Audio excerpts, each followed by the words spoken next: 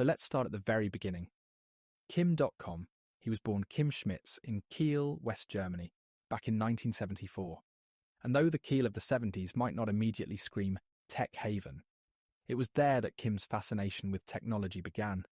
He was this kid messing about with computers, already showing an interest in things far beyond his time. And funnily enough, that curiosity? Well, it didn't exactly stop at playing around.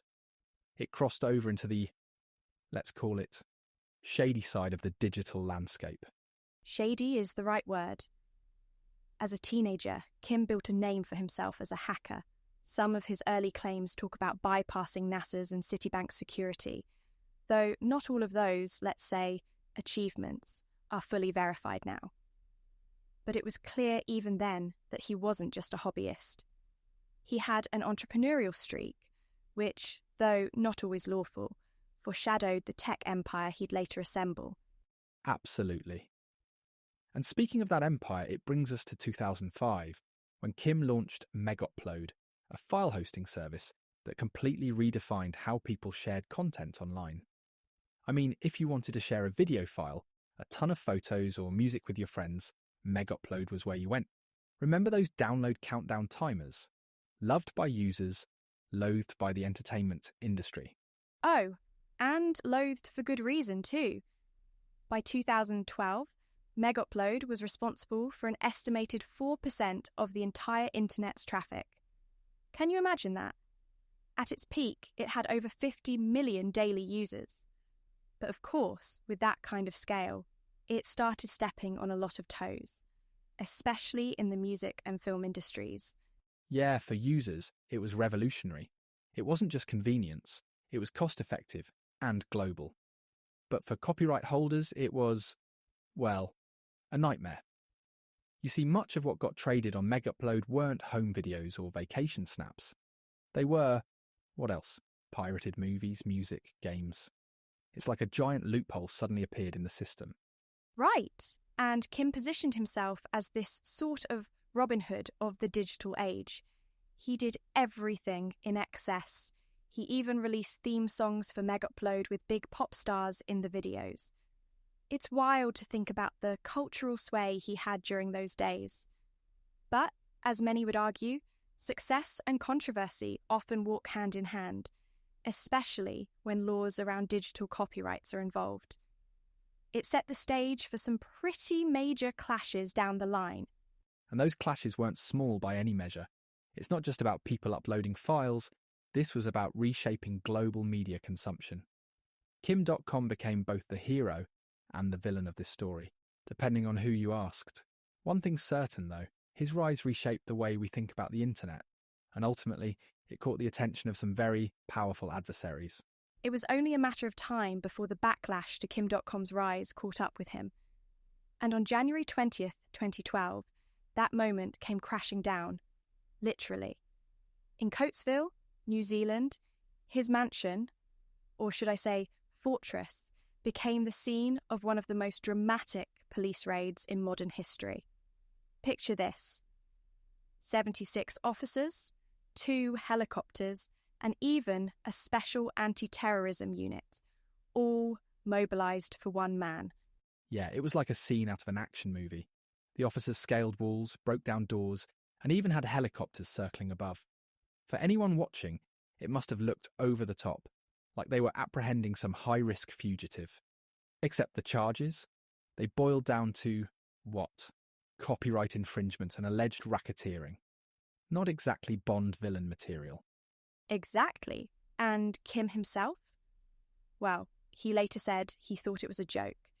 He was holding his pregnant wife and even hid in a safe room at one point, terrified.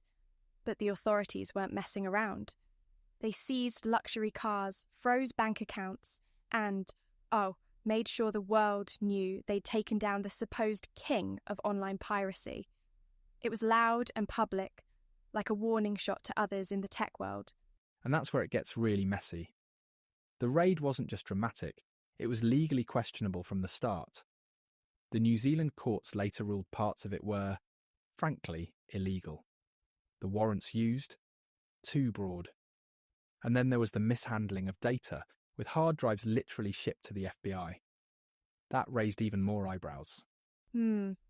But while the legality of the raid was hotly debated, the allegations against Kim were staggering.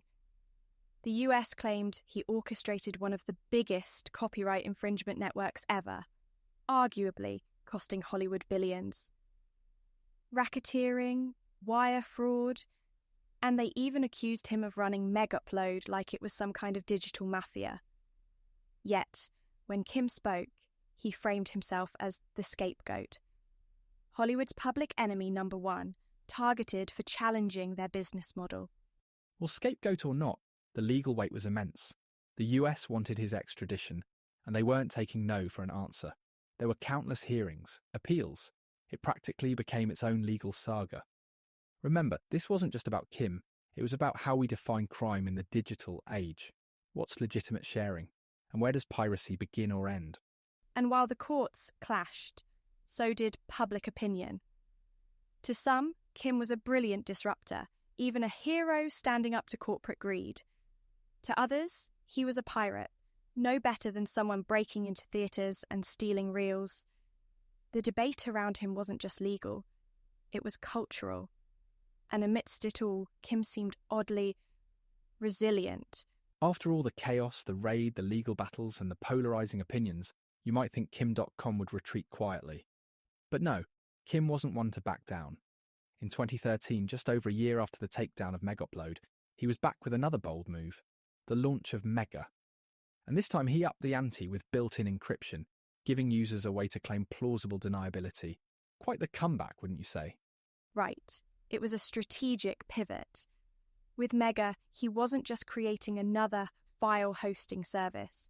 He was adapting to the lessons of his past. By putting encryption at the forefront, he cleverly shifted accountability away from the platform itself. It wasn't foolproof, but it showed he had learned how to work the angles within a legal framework. But of course, navigating that legal framework wasn't getting any easier. Let's not forget what was happening in the background. The US was still fiercely pursuing his extradition.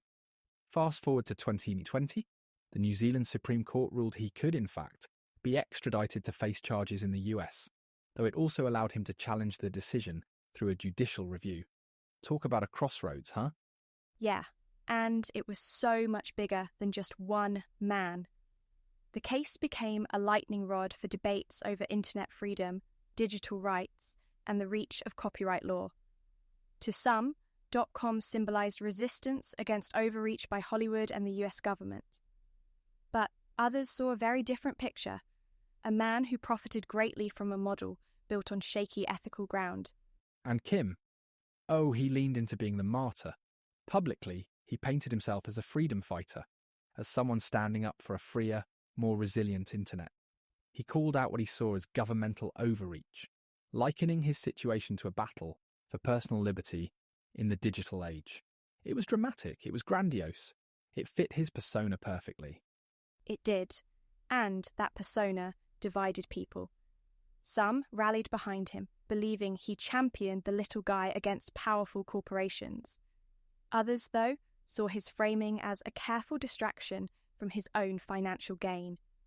Either way, his ability to remain relevant, whether as a villain or a hero, underscores his resilience.